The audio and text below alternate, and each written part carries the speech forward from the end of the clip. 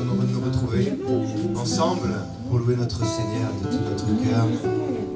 J'aimerais commencer par ce psaume 57 de David. Mon cœur est affermi, ô Dieu, mon cœur est affermi, je chanterai, je ferai retentir mes instruments. Réveille-toi mon âme, réveillez-vous mon luth et ma harpe, je réveillerai l'aurore. Je te louerai parmi les peuples, Seigneur. Je te chanterai parmi les nations, car ta bonté atteint jusqu'aux cieux et ta fidélité jusqu'aux nues. Élève-toi sur les cieux, ô Dieu, que ta gloire soit sur la terre. Alléluia. Ce matin, c'est notre désir. Nous voulons regarder à notre Seigneur.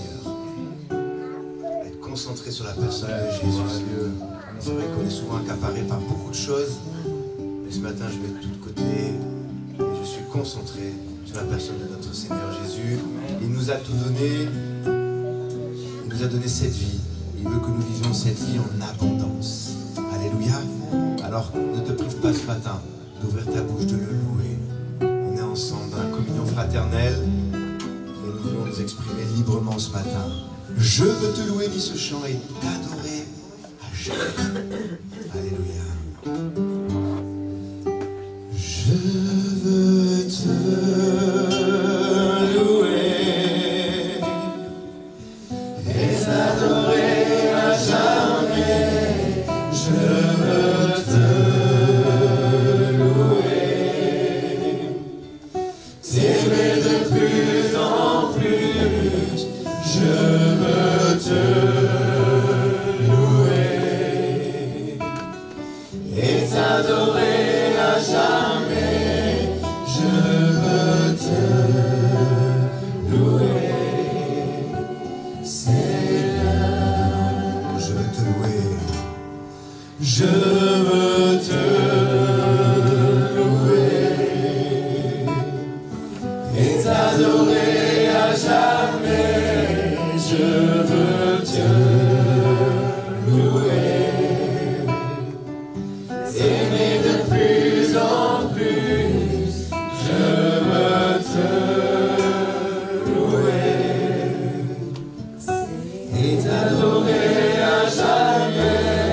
Je veux te louer, Seigneur. Je réveillerai l'aurore pour célébrer tes bontés. Je t'apporterai, ô Seigneur, le fruit de mes lèvres. Près de toi, je suis tranquille. Je chanterai tes louanges. Ton est la fidélité que tu déploies sur moi. Je veux te louer et t'adorer à jamais. Je veux te louer, t'aimer de plus en plus. Je veux te louer et t'adorer à jamais. Je veux te louer, Seigneur. Je veux te louer et t'adorer à jamais. Je veux te louer,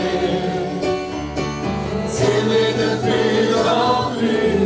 Je veux te louer et t'adorer à jamais. Je veux te louer, Seigneur.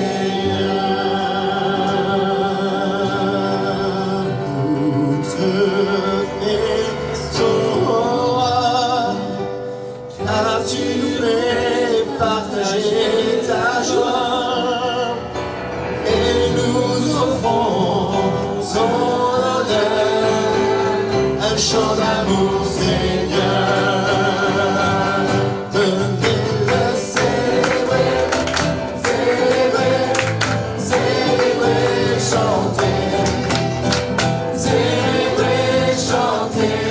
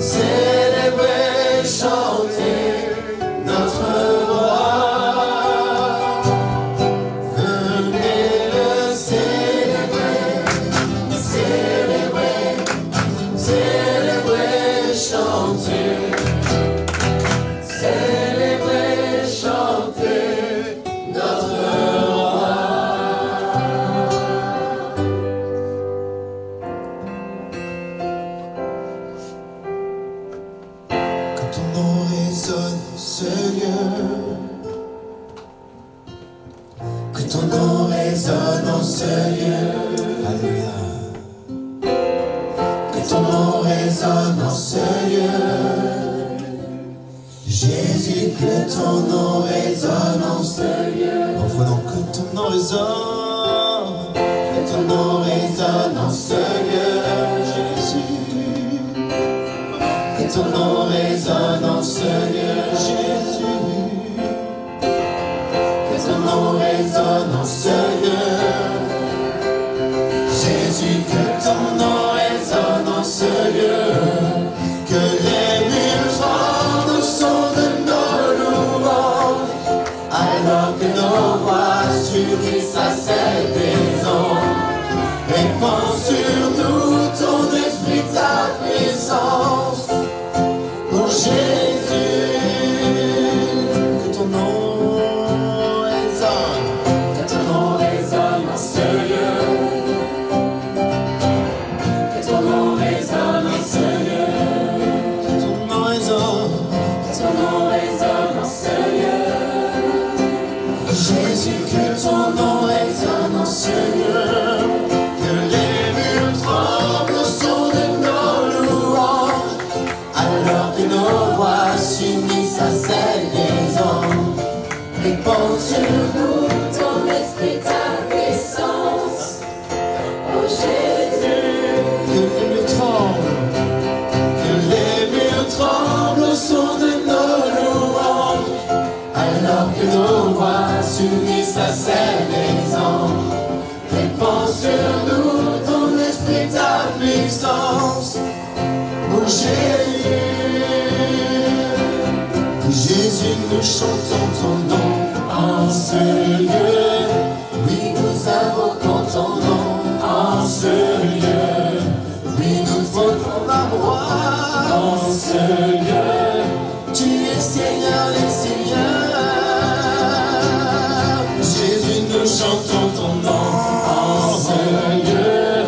Oui, nous invoquons ton nom en ce lieu.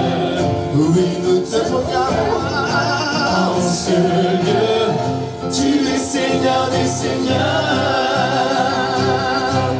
Que les murs tremblent au son de nos louanges, alors que nos voix s'unissent à celles des anges.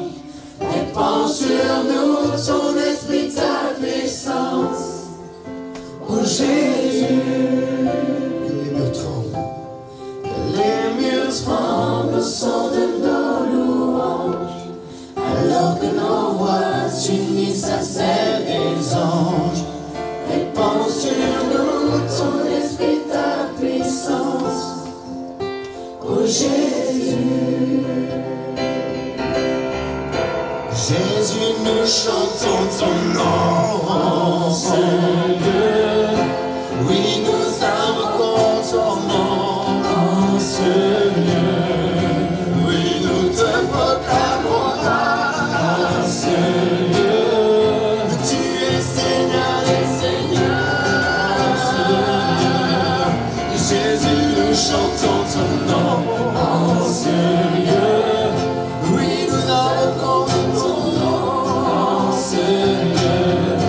Oui, nous te proclamons en ce lieu. Tu es Seigneur des Seigneurs.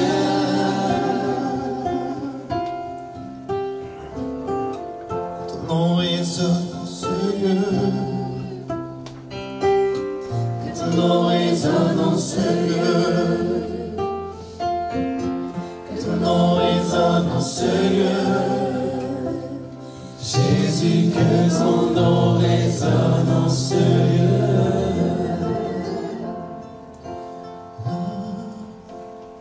Présent parmi nous,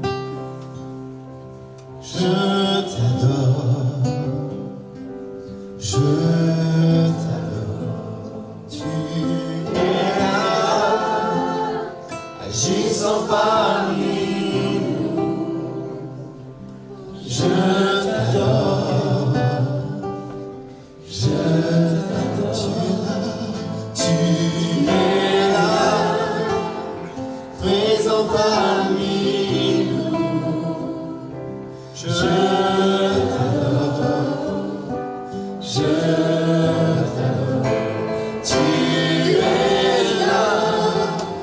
Agissant parmi nous, je t'adore, je t'adore. Tu ferais un chemin au Père des miracles, tu tiens tes promesses, lumière dans les ténèbres. Mon Dieu, c'est ce que tu es. Oh, oh, oh. Tu ferais un chemin au Père des miracles, tu tiens tes promesses, lumière dans les ténèbres. Mon Dieu, c'est ce que tu es. Tu es là, présent parmi nous. Je t'adore, je t'adore. Tu es là, transformant nos vies. Je t'adore, je t'adore. Tu fais un chemin au Père des miracles, tu tiens tes promesses, lumière dans les ténèbres. Mon Dieu, c'est ce que tu es.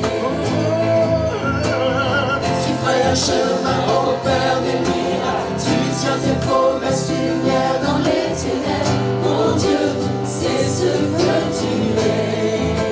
Pour ce que tu es, pour ce que tu es, pour ce que tu es, pour ce que tu es. Je t'adorerai, je t'adorerai, pour ce que tu es, pour ce que tu es, pour ce que tu es. Et même si je ne vois rien, mon Dieu, tu es là. Et même si je ne sens rien, mon Dieu, tu es là. Tu es là, tu es là, Seigneur. Tu es là, tu agis, Seigneur.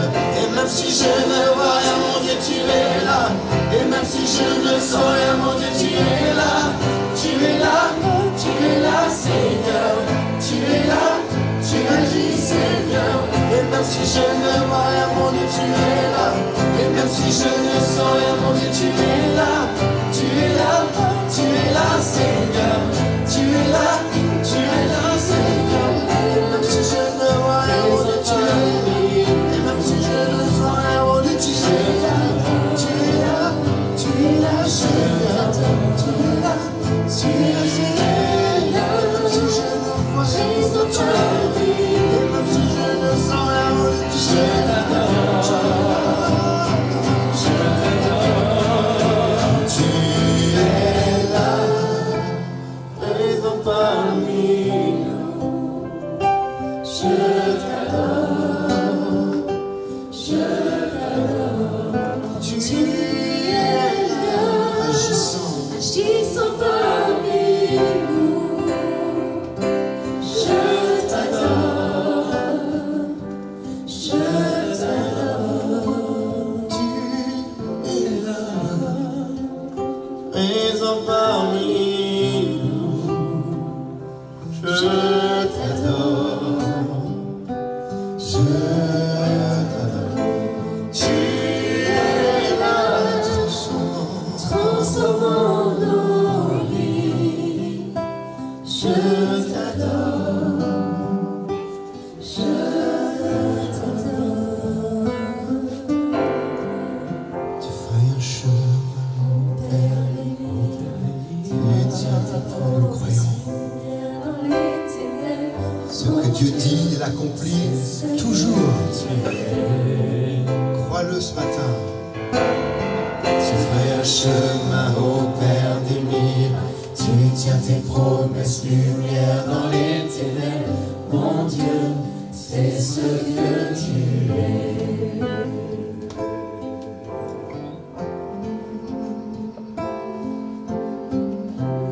Alléluia.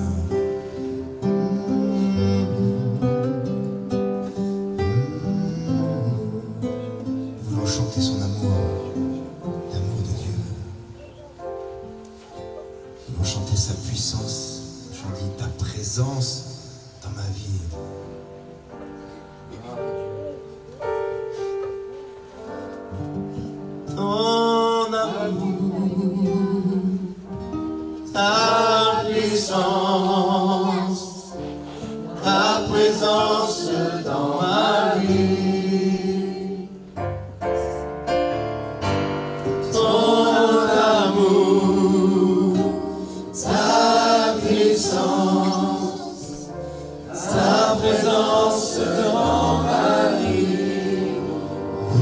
Oh,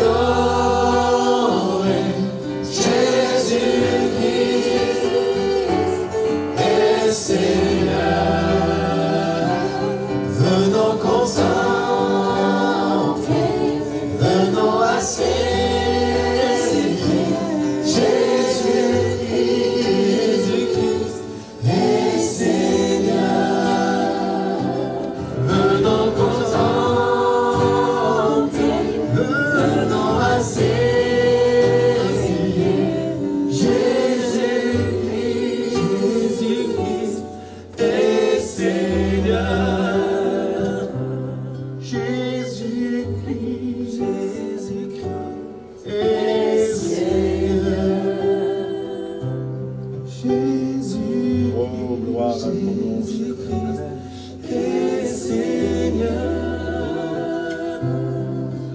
matin, nous sommes venus te contempler. Ce matin, nous sommes venus t'adorer. Amen. Gloire au Seigneur. Alléluia. Donc, je vais commencer ce moment en lisant. C'est le titre de mon message. Comme ça, c'est clair. On va lire dans Jacques, au chapitre 3.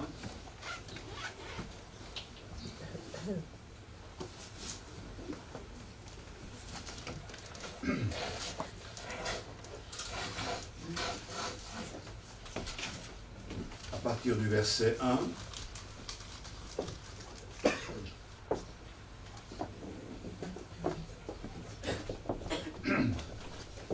Jacques, qui était-il?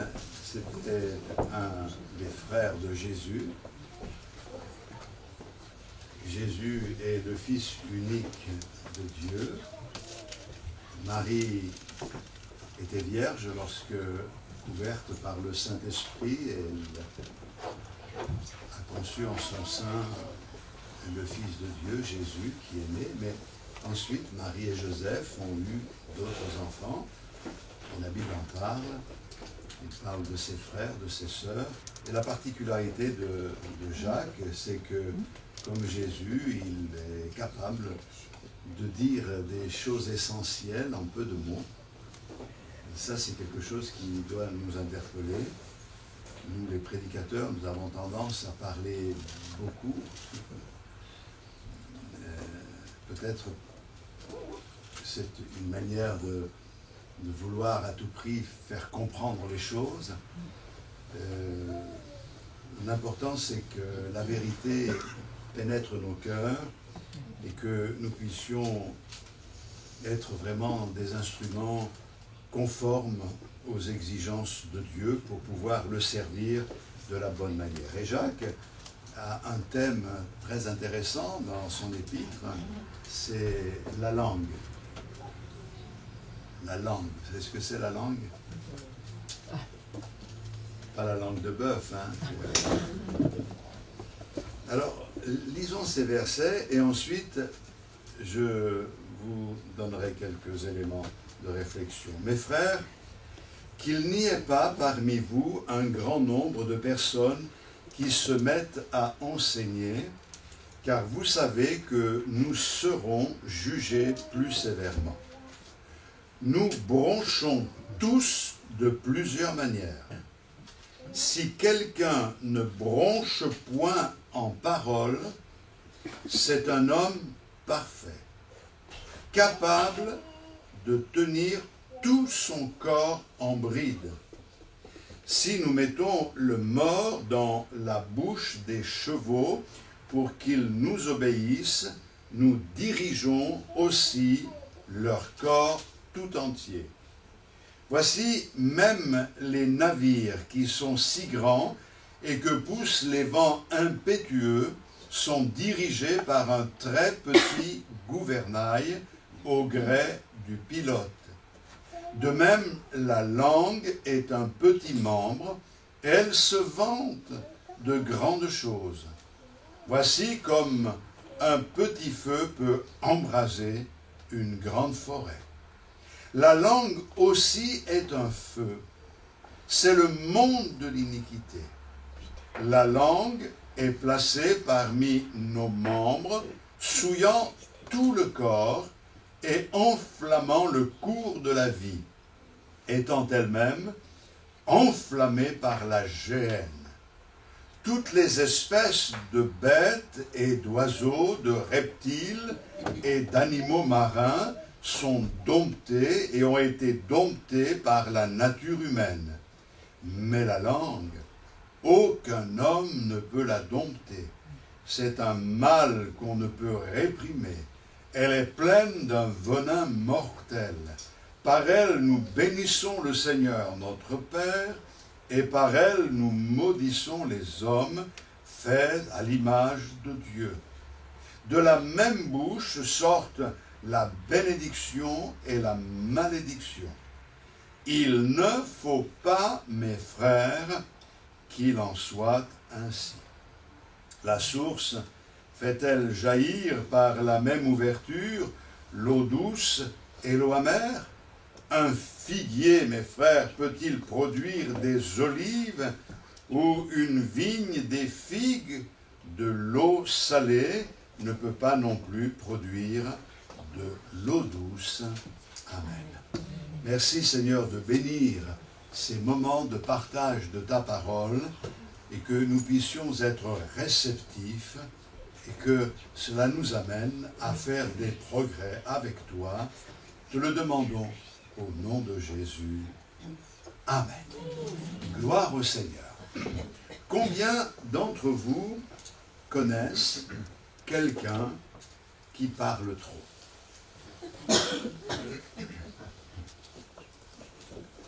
Combien d'entre vous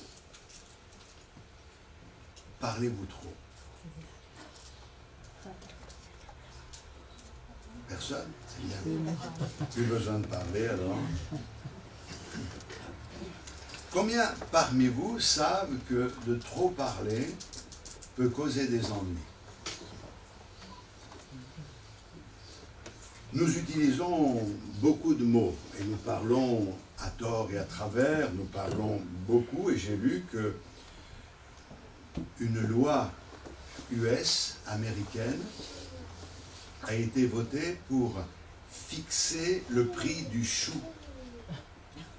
Et celui qui écrivait cet article a dit « Nous avons compté pour cette loi 26 911 mots pour fixer le prix du chou. » On est fort, hein? C'est-à-dire que pour connaître le prix du chou, il faut lire la loi. C'est 26 911 mots. Alors je me suis dit, tiens, c'est intéressant. Jésus nous a enseigné sur la vie de prière et il nous a donné des enseignements très clairs. Et le plus grand des enseignements que le Seigneur a donné sur la vie de prière, ce n'est pas une prière qu'il faut répéter par cœur simplement. C'est bien de la connaître par cœur, mais c'est tout un enseignement. C'est la prière que l'on appelle la prière du Notre Père. Alors, j'ai pris ma Bible, j'ai compté. Et le Notre Père, c'est 74 mots. Et en 74 mots, il faut voir la richesse de cette prière. Je me souviens avoir fait une étude sur cette prière. Ça m'a pris des semaines pour vous expliquer les 74 mots. Comme quoi, il y a quelque chose d'extraordinaire. Même si je prends, et je me suis un petit peu amusé à le faire, les 10 commandements. Les 10 commandements qui doivent régler notre vie, même si nous ne sommes pas sous la loi. Ce qui a été dit dans les 10 commandements a son importance, sa portée, elle est en Jésus-Christ, mais son accomplissement en Christ, eh bien, dans les 10 commandements, il y a 315 mots. Donc, c'est-à-dire que nous avons tendance à parler beaucoup pour ne rien dire. Qu'est-ce que j'ai besoin de lire 26 911 mots pour connaître le prix du chou? À la limite, je n'achète pas. Il faut que je lise ça avant, quoi, hein. Je prends autre chose. Mais quelqu'un a dit qu'on estime qu'on parle suffisamment pour qu'en une semaine, en moyenne, on puisse remplir un livre de 500 pages. C'est pas mal, hein? Alors je me suis dit, tiens, calculons. Dans une vie, un volume de 500 pages, en 50 ans, allez, en 50 ans, ça fait 3000 volumes. Ça fait 1 500 000 pages écrites de tout ce que l'on dit. Ben, je ne pense pas qu'on ait envie de se relire quelquefois. Mais quand je dis ça, c'est parce que nous sommes tous concernés par la parole, par la langue, par le fait de parler. Je ne dis pas que ce n'est pas bien de parler, au contraire, Dieu nous a créés ainsi, et celui qui a créé la langue, la bouche, c'est un Dieu qui nous parle et qui aime qu'on lui parle. Mais il y a des choses que nous devons savoir Et ce que nous devons savoir, c'est que nous devons apprendre à maîtriser notre langue, parce que la Bible dit que nous bronchons tous d'une manière ou d'une autre, et la Bible dit que si un homme ne bronche pas en parole, c'est un homme parfait. Il n'est pas dit si une femme ne bronche pas. Ceci pour que nous les hommes, nous n'oublions pas que le problème de la langue n'est pas un problème féminin. On connaît des hommes qui parlent bien plus que des femmes. Même si quelqu'un a dit que la langue d'une femme est son épée et ne la laisse jamais rouiller. Mais ça, c'est méchant. C'est pas vrai. Ça nous concerne tous. Nous sommes tous concernés par ce problème-là. Et d'ailleurs, c'est effrayant de réaliser ce que Jésus a dit dans Matthieu au chapitre 12, le verset 36. Je vous le dis, au jour du jugement, les hommes rendront compte de toute parole vaine qu'ils auront proférée.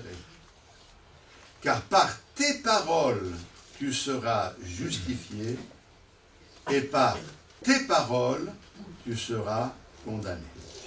Je répète, Matthieu 12, versets 36 et 37. Alors quand je lis ce verset, quand même, ça m'amène à une certaine retenue. Au jour du jugement, les hommes rendront compte de toute parole vaine qu'ils auront proférée. C'est-à-dire que c'est enregistré quelque part. Par nos paroles, nous serons justifiés, et par nos paroles, nous serons condamnés. J'ai envie ce matin que, en réfléchissant ensemble, nous puissions pas seulement comprendre que ce que la Bible dit est vrai, mais tendre vers une vie plus conforme aux attentes du Seigneur. Parce que le Seigneur nous a sauvés, nos péchés sont pardonnés, on croit que bon, tout est permis, malgré tout. Mais si tout est permis, on sait que tout n'est pas utile, et je ne me laisserai pas asservir par quoi que ce soit, et surtout pas par ma langue. Les mots font mal lorsqu'ils sont utilisés avec une certaine légèreté, insouciance, ou lorsque ces mots sont malveillants, ou lorsqu'ils sont utilisés pour tromper, c'est-à-dire pour mentir. Et c'est pour cela que Jacques parle de la langue. Quand je prends le chapitre 1er et le verset 19, « Sachez-le, mes frères bien-aimés, ainsi que tout homme soit prompt à écouter, lent à parler, lent à se mettre en colère. » Jacques dit que nous devons être lents à parler. Ça doit quand même nous interpeller. Au chapitre 1er, verset 26, « Si quelqu'un croit être religieux sans tenir sa langue en bride, mais en trompant son cœur, la religion de cet homme est vaine. » C'est clair, Jacques est en train de dire que si on prétend être religieux et qu'on ne contrôle pas notre langue, notre religion ne vaut rien. Ça n'a aucune valeur aux yeux de Dieu. D'où l'importance de ce sujet. Et nous avons vu, bien sûr, ce texte revient au chapitre 2, le verset 3. Il est dit, « Si tournant nos regards vers celui qui porte l'habit magnifique, vous lui dites, toi, assieds-toi ici, à cette place d'honneur, et si vous dites aux pauvres, toi, tiens-toi là-bas debout, ou bien assieds-toi au-dessous de mon marchepied, ne faites-vous pas en vous-même une distinction et ne jugez-vous pas sous l'inspiration de pensées mauvaises. Ce qui veut dire que Jacques dit que parler à quelqu'un de manière discriminatoire, c'est un péché. C'est la preuve de mauvaise motivation dans nos cœurs. Et là, Jacques parle de ce qui se passait dans les églises quand un homme de distinction arrivait. « Oh, bonjour, venez ici, on va vous faire une place devant, etc. » Et le pauvre arrivait et disait « Allez, mets-toi là-bas au fond. » Et aux yeux du Seigneur, ça passe pas. Nous n'avons pas à faire de différence entre les personnes. Et nous devons respecter le pauvre autant que nous respectons une autre personne. Et nous devons les aimer car les deux ont le droit d'entendre le message de l'Évangile. Et notre devoir, c'est de leur faire comprendre combien Dieu les aime. N'est-ce pas vrai? Pour cette raison que l'utilisation de la langue est liée à notre cœur, mais je le dirai à la fin de cela. Au chapitre 3 que nous avons lu, il est question d'exemples de petites choses qui ont un grand impact. Il est parlé du mort dans la bouche du cheval, il est parlé du gouvernail d'un navire, il est parlé d'un petit feu. Nous savons que des petites choses peuvent avoir des conséquences dramatiques. Par exemple, si vous prenez, docteur, une crise cardiaque, un accident vasculaire cérébral, c'est quoi?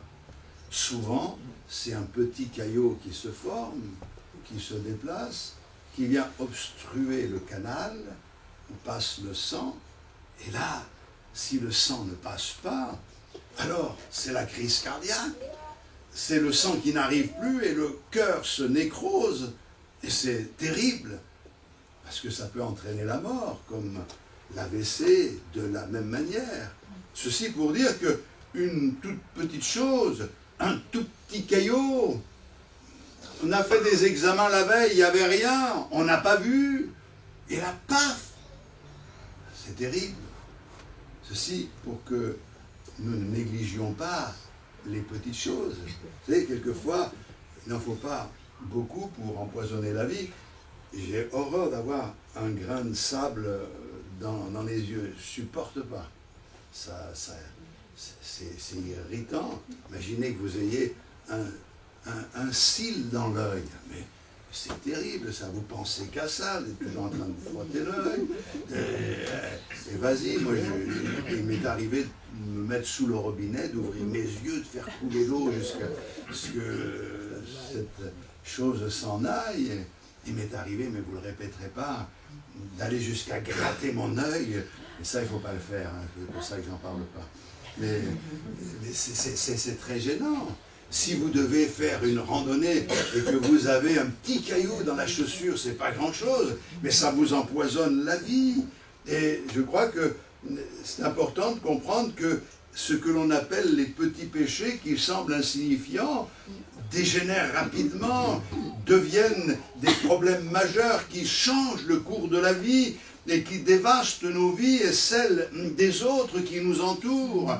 On a l'impression que le péché, pour nous, c'est des choses grossières, que certains font, alors oui, ce sont de grands pécheurs. Mais nous sommes des saints, par contre. On dit des choses. Aïe, aïe, aïe. Nous aurons des comptes à rendre à Dieu. Parce que ce que l'on dit révèle ce que l'on est. Et c'est ça qui est important. Et je crois qu'il faut se souvenir que ça commence par des petites choses. Quand je vois la progression du processus de la tentation, c'est quelque chose qu'il faut méditer, mais vous regardez par exemple dans Jacques, toujours au chapitre 1er, le verset 14, « Mais chacun est tenté quand il est attiré et amorcé par sa propre convoitise, Puis la convoitise, lorsqu'elle a conçu, enfante le péché, et le péché étant consommé, produit la mort. C'est ça la progression. Et les conséquences sont gravissimes. Alors Jacques donne quelques illustrations. Il parle d'un cheval, on met un mors dans sa bouche pour qu'il nous obéisse, et quand on y arrive, à ce moment-là, on peut diriger tout son corps. Le poids moyen d'un cheval est de 420 kilos. Le mors dans la bouche du cheval, c'est 225 grammes, plus ou moins. N'allez pas acheter un mors pour le peser, mais c'est ce que j'ai fait des recherches pour vous dire. Hein.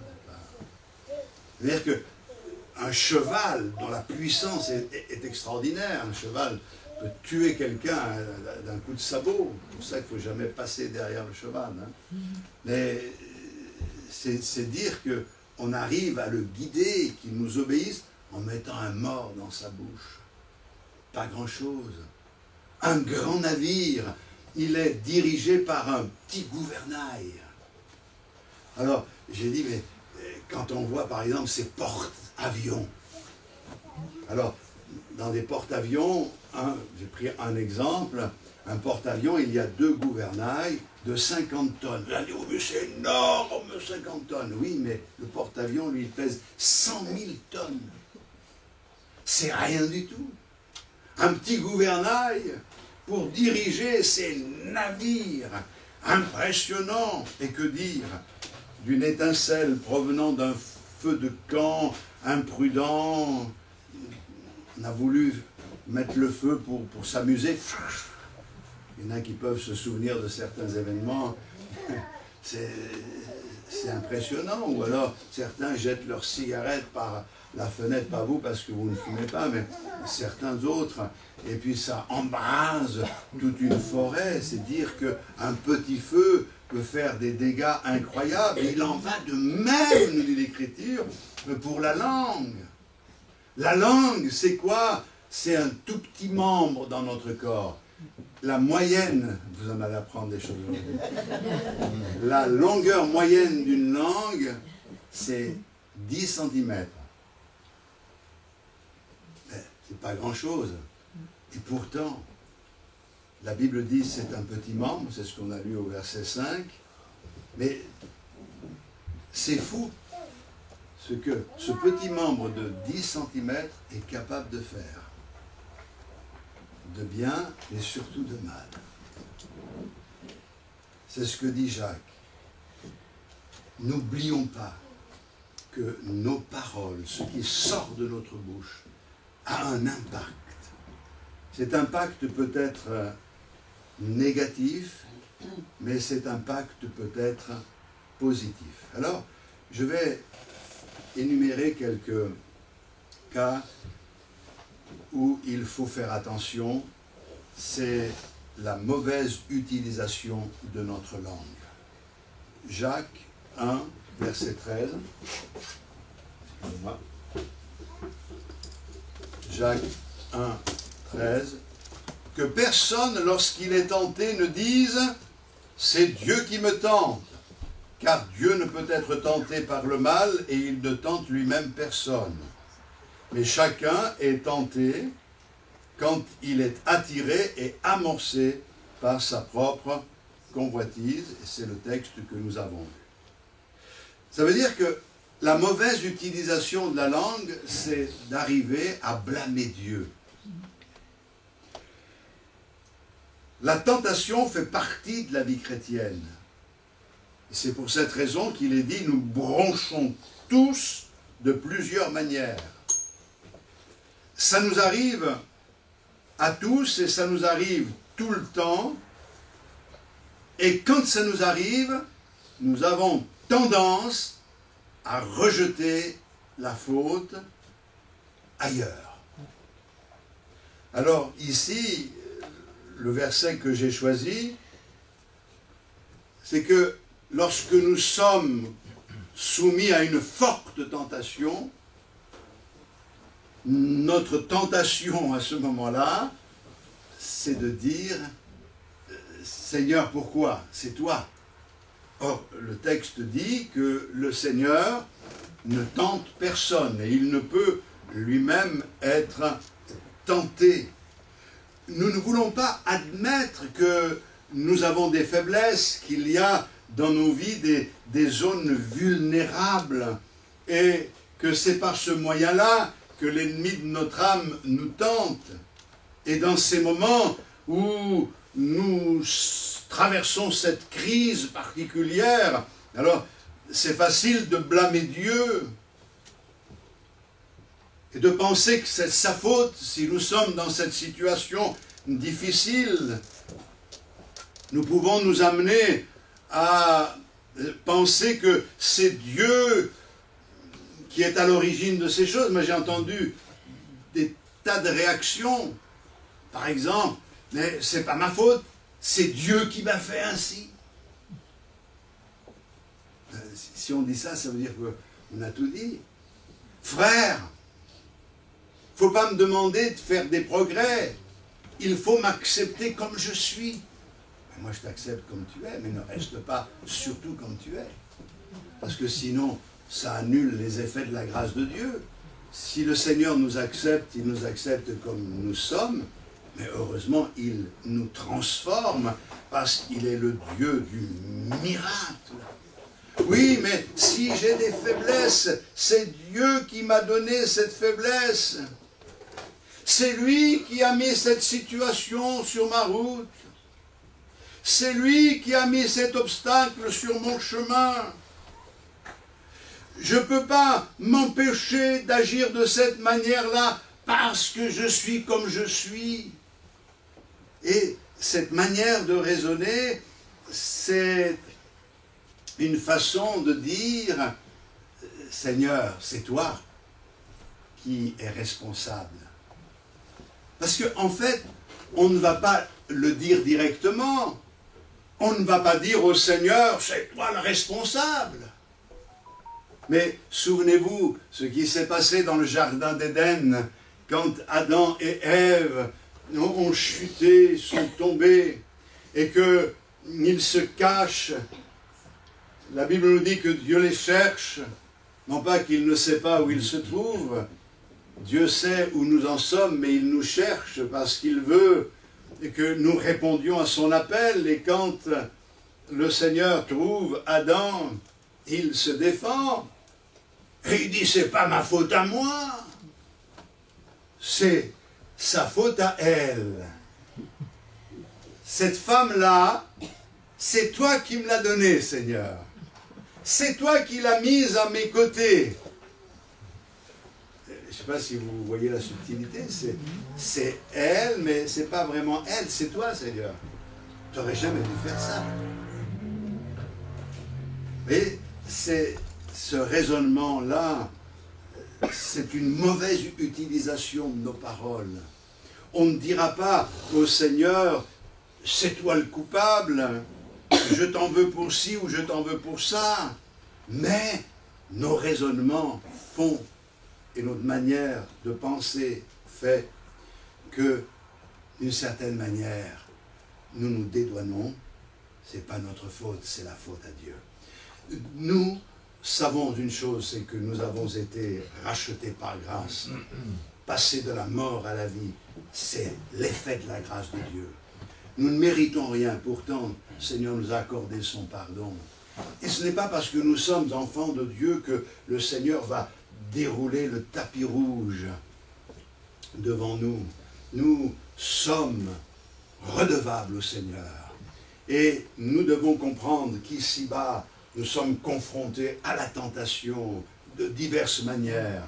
C'est ces tentations qui nous permettent de grandir, qui nous permettent d'affirmer notre foi, qui nous permettent d'être vainqueurs en face de l'adversaire qui cherche à nous déstabiliser, de nous mettre à terre.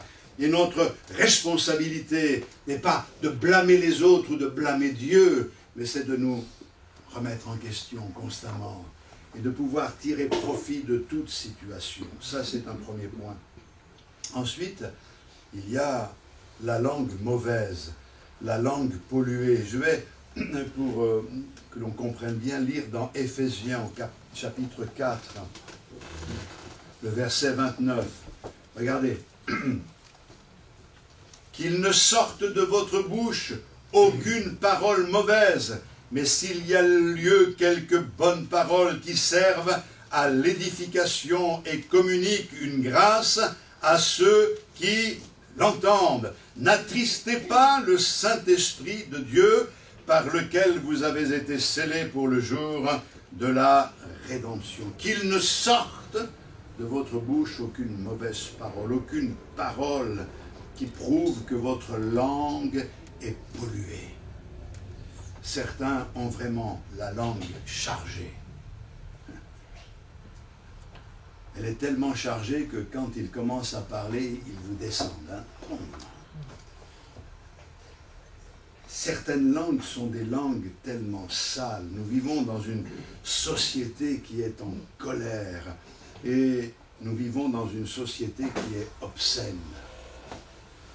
Et il y a cette influence dans notre société. Paul dit que la langue grossière ne doit pas se trouver au sein du peuple de Dieu. Si nous nous mettons en colère, ne péchons point, que la colère ou que le soleil ne se couche point sur notre colère. Et surtout, que la colère ne soit pas une excuse pour utiliser notre langue et dire des grossièretés. Je crois qu'on a besoin de veiller là-dessus. Moi, je me souviens, avant ma conversion, ma langue était vraiment polluée. Mais le jour où le Seigneur a changé ma vie, il y a des mots que je ne pouvais plus dire. Tout simplement parce que la présence du Seigneur dans ma vie m'interdisait de dire ces mots. J'étais devenu une nouvelle création. Les mots sont importants. Et quand il est parlé ici de paroles mauvaises, c'est dans le grec sapros qui signifie des paroles pourries, des paroles putréfiées, corrompues, et même on peut interpréter sans valeur. Qu'il ne sorte pas de votre bouche ce genre de paroles. Il peut y avoir des paroles immondes, pourries, sales, à cause de la colère, à cause de je ne sais quoi. On peut trouver parmi le peuple de Dieu des blagues quelquefois vraiment déplacées, ou alors vraiment du potin par-ci, potin par-là. C'est vrai qu'on vit dans le sud de la France, et l'été, vous entendez les cigales. Mais on n'entend pas que les cigales. Il y a tout le chant des cigales, même des chrétiens ici et là. Mais qu'est-ce qu'ils ont tant à raconter sur l'un et sur l'autre.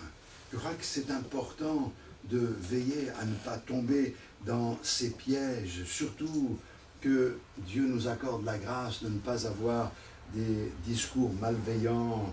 Nous ne voulons pas viser intentionnellement, blesser pour faire du mal. Nous ne voulons pas utiliser notre langue pour démolir, car la langue peut causer vraiment des drames, et ça peut être quelque chose de terrible. Je me suis retrouvé aussi dans une assemblée il y a des années de cela, et il y avait un couple dans l'assemblée, mais vous savez, c'est le genre, on dit aujourd'hui, on leur aurait donné le bon Dieu sans confession. Ils étaient impeccables et tout. Et un jour, dans les rues de cette ville que j'arpentais, j'ai entendu des cris et un attroupement. Et quand on s'est approché, bien c'était le mari et la femme. Ils étaient en train de se dire des noms d'oiseaux de toutes les couleurs. Ils étaient comme des charretiers en train de s'insulter. C'est vraiment un témoignage épouvantable. Et pourtant, le dimanche, ils étaient là pour louer Dieu, parler en langue, exercer des dons spirituels. il y a un décalage qui ne convient pas. Nous ne faisons pas de la figuration lorsque nous nous retrouvons dans la communion fraternelle, mais nous devons être authentiques, honorer le Seigneur. Je vais un peu plus loin en disant que cette langue, il est dit qu'elle se vante de beaucoup de choses. Et c'est ce que nous trouvons aussi au verset 13.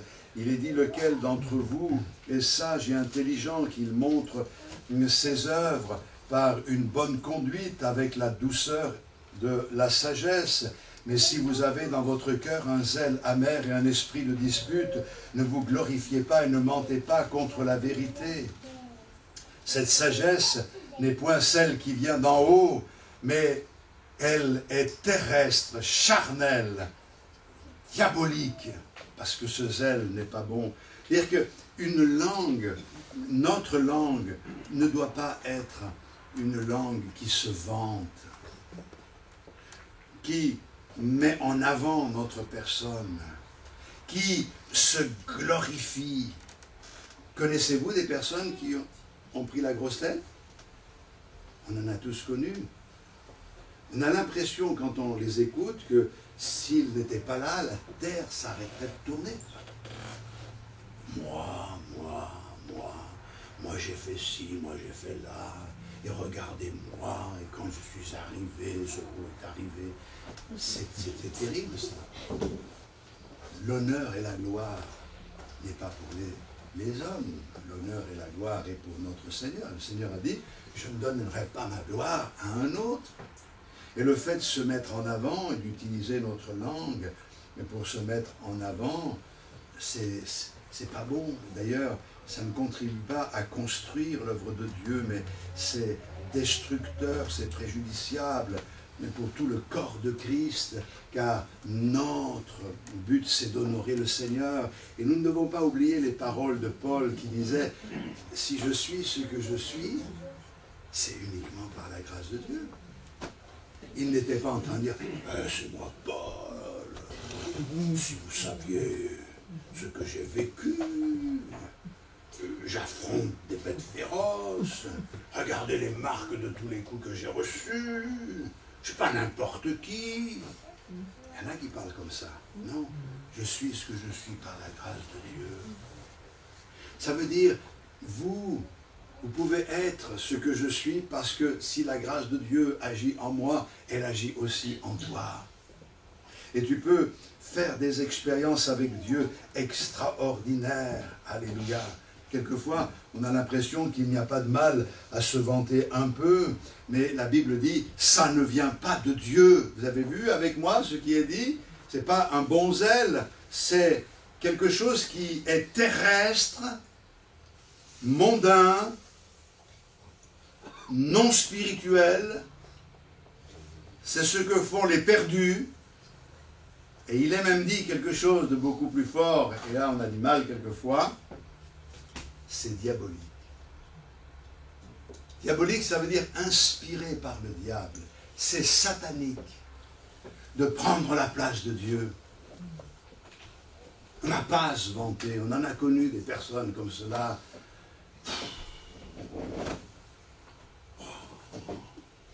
On n'est rien, moi, à côté de vous. Mais moi, je préfère être rien à côté de toi et honorer mon Seigneur. Parce que c'est le but de notre vie. Lorsque nous utilisons cette langue de cette façon, ça provoque du désordre. Ça détourne les regards de la personne principale, c'est-à-dire notre Seigneur. Et je crois que le diable est vraiment l'auteur du désordre. Mais il peut utiliser la langue au sein même du peuple de Dieu pour semer le désordre. Et puis, je crois qu'il y a un autre domaine négatif. On va lire le verset 9 du chapitre 3 toujours. Par elle, nous bénissons le Seigneur, notre Père, et par elle, nous maudissons les hommes faits à l'image de Dieu. De la même bouche sortent la bénédiction et la malédiction. Il ne faut pas, mes frères, qu'il en soit ainsi. C'est-à-dire que par notre langue, nous pouvons briser le cœur de Dieu. Lorsque nous utilisons nos paroles d'une manière qui ne plaît pas, qui ne glorifie pas Dieu, alors, lorsque nous maudissons, lorsque nous n'apportons pas ou n'offrons pas à notre Seigneur la louange qui lui revient, nous sommes dans le cas du chapitre 4 des Éphésiens, le verset 30. « N'attristez pas le Saint-Esprit de Dieu par lequel vous avez été scellés pour le jour de la rédemption. » Chaque fois que nous parlons mal, nous affligeons notre Seigneur. Nous brisons son cœur. Or, quand on aime quelqu'un, il y a une chose que l'on ne veut pas, c'est briser son cœur. Il y a une chose que l'on ne souhaite pas, c'est lui faire du mal. Et je crois, mes frères et sœurs, que nous devons tout mettre en œuvre pour pouvoir faire du bien à notre Seigneur. Alors, comment faire du bien à mon Seigneur? Je reprends le verset 9. Par elle, nous bénissons le Seigneur, notre Père. Par elle, nous bénissons. Par elle, nous bénissons notre Seigneur. C'est-à-dire que la langue qui est bien utilisée, c'est une langue qui bénit Dieu. Et lorsque l'on prend le mot grec, c'est eulogéo, qui signifie rendre à Dieu la louange, la gloire. C'est des choses qui lui sont dues. C'est faire l'éloge du Seigneur. J'ai remarqué, souvent, il y a des personnes qui ont eu des vies épouvantables et au moment de leur mort, quelqu'un va faire l'éloge funèbre. Et souvent, des personnes dont le comportement a été ignoble, eh bien, on entend dire que c'était des personnes tellement ceci, tellement cela, on se demande s'ils parlent de la même personne. Moi, honnêtement, ça m'est arrivé de me retrouver à faire des obsèques de gens qui étaient des brigands, et la famille m'a demandé de faire l'obsèque, je fais des obsèques, mais j'ai apporté des paroles de grâce, et en parlant de la personne, je n'ai jamais dit que c'était des bonnes personnes. Je les ai comparés aux brigands qui étaient sur la croix, qui au dernier moment s'est tourné vers le Seigneur, ou je ne sais quoi. Savoir qu'il faut être vrai et honnête dans notre manière de parler. Mais nous sommes là pour faire l'éloge de notre Seigneur. À une différence, c'est que lui, il n'est pas mort. Il est vivant. Et Christ qui est mort est ressuscité. Et le but de cette réunion, c'est de faire l'éloge de Dieu. C'est de bénir Dieu. Bénir Dieu, c'est pas lui imposer les mains, je te bénis, c'est dire du bien du Seigneur. Alors mes frères et sœurs, je vais peut-être vous piquer, vous faire mal, mais il y en a parmi nous, on se demande à quoi sert leur langue. Parce que dans nos moments, il ne devrait pas y avoir un moment de silence. Chacun devrait avoir quelque chose de bien à dire du Seigneur. Qu'est-ce qui vous empêche de le faire? Moi, je vous empêche de le faire? Vous êtes impressionné par ceci, par cela? Mes frères et sœurs, vous êtes enfants de Dieu. Et parce que vous êtes enfants de Dieu, alors louez le Seigneur, dites du bien du Seigneur. Et le fait que vous apportiez votre louange nous fait du bien à tous. Ça nous communique quelque chose, ça construit quelque chose, ça établit le royaume de Dieu au milieu de nous. Car le royaume de Dieu, c'est vraiment là où l'autorité du Seigneur se manifeste. Et c'est ces moments où le Seigneur est élevé, glorifié. Et je crois qu'au milieu de nous, le Seigneur doit être élevé au point que, au loin, on entende parler de ces moments que nous vivons et que certains aient le désir de nous rejoindre, bien sûr en trouvant une autre salle un peu plus importante, un peu plus spacieuse, mais qu'il y ait ce désir-là d'appartenir au Seigneur comme nous le servons, faire l'éloge de notre Seigneur, c'est très important. C'est quoi qui donne la louange à Dieu? Dans ces moments-là, nous bénissons Dieu, nous louons le Seigneur, mais dans notre vie courante. Est-ce que lorsque vous utilisez votre langue pour écraser quelqu'un, lorsque vous utilisez des mots durs pour lui faire du mal, est-ce que vous croyez que c'est cela qui glorifie le Seigneur? Ou lorsque vous les encouragez? Dites-moi. C'est quand vous les écrasez ou quand vous les encouragez? Mais ça veut dire qu'il y a un changement de comportement. Lorsque notre langue devient incontrôlable, vous avez vu la colère, ce que c'est quand la colère monte, ça monte, et ça monte tellement qu'on commence à parler, et puis on parle pas tellement vite, et on parle tellement vite quand on est en colère, que ça va plus vite que nos pensées. Et quand on a dit la chose, après on dit mince, pourquoi j'ai dit ça? C'est très difficile de rétropédaler et de rattraper ce que l'on a dit parce que le mal est fait. Il faut que notre langue soit contrôlée, que de notre bouche sortent des paroles de grâce. Et même si ce ne sont pas des paroles directes, le but que nous devons rechercher, c'est vraiment que Dieu soit glorifié, que les choses s'améliorent. Je crois qu'il faut laisser de côté nos langues grossières, amères, venimeuses, agressives, injurieuses, y avoir des langues saintes, pures, vraies, authentiques. Et ça doit commencer dans l'intimité, c'est-à-dire dans l'intimité de nos foyers. J'ai même envie de dire que même la langue muette de celui qui vit seul doit apprendre à se taire. Parce que des fois, on est tout seul, on ne parle pas, mais on se parle dans notre tête. Il faut faire attention à ce qu'on se dit.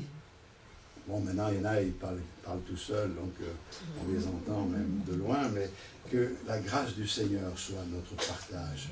Dans Éphésiens, au chapitre 4, verset 29, on a lu cela tout à l'heure, qu'il ne sorte de votre bouche aucune mauvaise parole, mais s'il y a lieu quelques bonnes paroles qui servent à l'édification et communiquent une grâce à ceux qui l'entendent. Ça veut dire que nous devons non seulement bénir Dieu, mais utiliser des mots positifs à l'égard des autres. Ça, c'est important. C'est pour ça qu'il faut régler le problème de notre colère pour pouvoir chercher le bien de l'autre. Et dans tous les domaines, ça doit être ce que nous devons rechercher, mes frères et sœurs. Maintenant, dans 2 Timothée 4, 5, il est dit ceci, « Mais toi, sois sobre en toutes choses, supporte les souffrances, fais l'œuvre d'un évangéliste, remplis bien ton ministère. » La langue doit être utilisée pour faire l'œuvre d'un évangéliste. Premier élément, à savoir que notre langue doit servir pour prier. Et la prière, c'est demander, c'est intercéder, c'est louer, on y revient encore et encore. Et il y a une exhortation, nous soumettre à Dieu et nous rapprocher de Dieu. C'est les parties essentielles de la prière. La prière, c'est se soumettre à Dieu, c'est s'approcher de Dieu. Et si nous nous approchons de lui, il s'approchera de nous. Mes frères et sœurs, il y a quelque chose à faire dans ce domaine-là. Et au chapitre 5, on connaît tous ce texte, verset 13, « Quelqu'un parmi vous est-il dans la souffrance qu'il prie? Quelqu'un est-il dans la joie qu'il chante des cantiques? Quelqu'un parmi vous est-il malade? Il appelle les anciens de l'Église et que les anciens prient pour lui en voignant d'huile. » Qu'est-ce que ça veut dire? Bien, le texte que nous utilisons ici montre que dans les périodes de souffrance, eh bien, nous avons besoin de nous tenir au pied du Seigneur. Quand tout va bien, on loue le Seigneur de tout notre cœur et on prie quand même. Et quand tout va mal, que l'on n'a peut-être pas le cœur à chanter, on peut prier. Et le Seigneur entend la prière. On a besoin de la prière de nos frères et de nos sœurs, de ce soutien par la grâce de Dieu, car il est dit ici au verset 16 de ce chapitre 5, la prière fervente du juste a une grande efficacité. Oui, la prière de quelqu'un qui marche vraiment avec le Seigneur, qui se soumet à Dieu et qui s'approche du Seigneur, cette prière-là a une grande efficacité, une grande puissance, a des résultats merveilleux. Et ça, nous devons le savoir. Alors, pour le mot de la fin, je voudrais dire ceci. En fait, le problème de la langue est beaucoup plus profond que ça. Parce que le problème de la langue, c'est le problème de notre cœur. C'est le problème de notre cœur. Écoutez bien.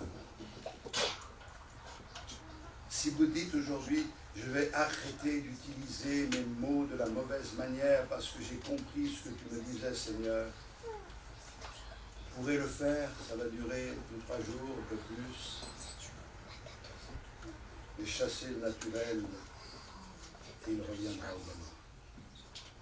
Il faut plus que ça, mes frères et sœurs. Il faut plus qu'une résolution prise dans un moment d'émotion. Il faut que quelque chose change dans notre cœur. Car si le problème vient du cœur, et si je m'attaque aux symptômes uniquement, je ne règle pas le problème. Il faut régler le problème. Et le problème est là au plus profond de notre cœur. Il faut que les choses évoluent, que l'on aille dans la bonne direction pour pouvoir être des instruments entre les mains de Dieu de bénédiction. Pas seulement pour dire du bien aux autres, pas seulement pour avoir une langue qui n'est pas polluée, mais aussi pour être des adorateurs et de pouvoir prendre notre place, celle que le Seigneur nous a assignée et qui est la nôtre et pas celle d'un autre. Nous voulons être ces adorateurs. Alors, ce matin, que Dieu nous aide dans sa grâce à faire des progrès dans nos vies. J'ai besoin de faire des progrès. Vous avez besoin de faire des progrès. Nous bronchons tous d'une manière ou d'une autre. Mais si un homme ne bronche pas avec sa langue, il est parfait. Il n'y a pas de parfait parmi nous, ni d'homme, ni de femme. Mais il y a certainement des hommes et des femmes qui tendent à la perfection. Est-ce que vous le voulez ce matin? Est-ce que nous le voulons? Alors, donnons gloire au Seigneur et mettons en pratique ce qui vient d'être dit. Nous allons louer le Seigneur et partager la Sainte Seine ensemble. Gloire à Dieu. Merci Seigneur pour ta fidélité. Et merci parce que tu prends en considération les besoins qui sont les nôtres, pour nous amener à grandir et à progresser dans tes voies.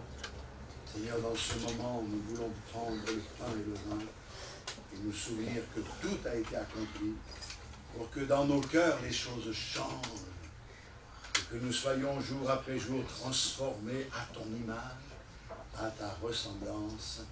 Seigneur, viens laver notre bouche. Nous pouvons, Seigneur, la laver avec du savon, mais ça ne suffit pas. Viens laver notre bouche en lavant notre cœur par ton sang précieux et que ce matin nous soyons tous des adorateurs dans le nom de Jésus. Amen. Alléluia. Gloire à toi, Seigneur.